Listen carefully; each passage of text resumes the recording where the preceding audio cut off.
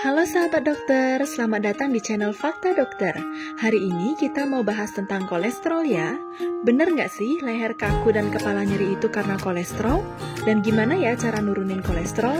Yuk cek Fakta Dokter. Di dalam darah, kolesterol diangkut oleh protein yang bernama lipoprotein. Lipoprotein densitas rendah atau LDL kita kenal sebagai kolesterol jahat. Lipoprotein densitas tinggi atau HDL kita kenal sebagai kolesterol baik. Selain itu, ada juga yang namanya trigliserida. Trigliserida adalah lemak yang berasal dari konsumsi makanan kita. Kelebihan kalori dan gula dalam tubuh akan diubah menjadi trigliserida dan disimpan dalam sel lemak di seluruh tubuh. LDL disebut jahat karena bisa menumpuk di pembuluh darah dan menyebabkan sumbatan yang dalam bahasa medisnya disebut atherosclerotic plaque. Jika sumbatan terjadi di pembuluh darah jantung, maka akan menyebabkan penyakit jantung koroner atau serangan jantung. Jika sumbatan terjadi di pembuluh darah otak, maka bisa terjadi stroke. Jika sumbatan terjadi di pembuluh darah tepi, yaitu tangan dan kaki, maka bisa menyebabkan penyakit arteri perifer yang ditandai dengan nyeri ketika berjalan dan hilang saat istirahat atau intermittent claudication, kulit teraba dingin, pucat atau biru, mati rasa, dan ada luka yang lama sembuh. Sumbatan juga bisa terjadi di pembuluh darah di sekitar bantalan tulang belakang sehingga terjadi iskemia atau berkurangnya aliran darah dan mengakibatkan nyeri leher. Jadi nggak salah juga ya kalau kadang orang yang kolesterolnya tinggi sering mengeluh nyeri kepala atau nyeri dan kaku pada leher. HDL dikatakan sebagai kolesterol baik karena ia bertugas membawa kelebihan kolesterol dalam darah menuju hati untuk kemudian dibuang keluar dari tubuh ini.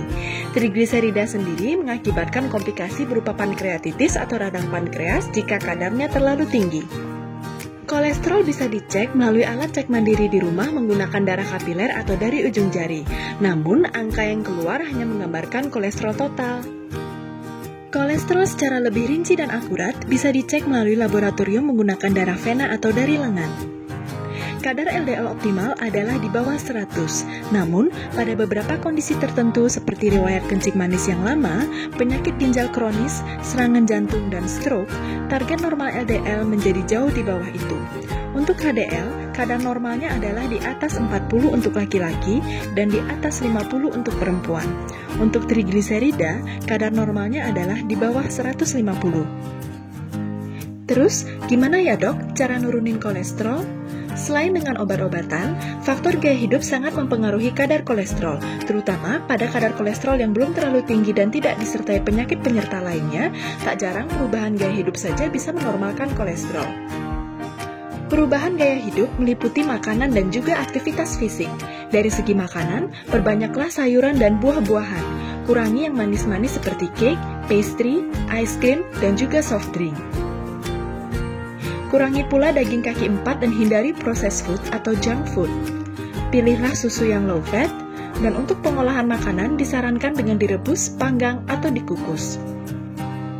Tidak lupa, ditambah juga dengan olahraga minimal 150 menit per minggu atau 30 menit sehari, 5 kali seminggu dengan aktivitas aerobik intensitas sedang. Terakhir, suplemen omega 3 juga bisa membantu meningkatkan HDL serta menurunkan trigliserida. Tetap diskusikan kembali ke dokter untuk mendapatkan pilihan terbaik berdasarkan kadar kolesterol masing-masing ya. Nah, sekian fakta dokter hari ini. Ayo semangat hidup sehat, kolesterol pun hilang dan badan lebih segar. Dan sahabat dokter, jangan lupa like, subscribe, komen, dan nyalakan notifikasinya ya. Sampai jumpa.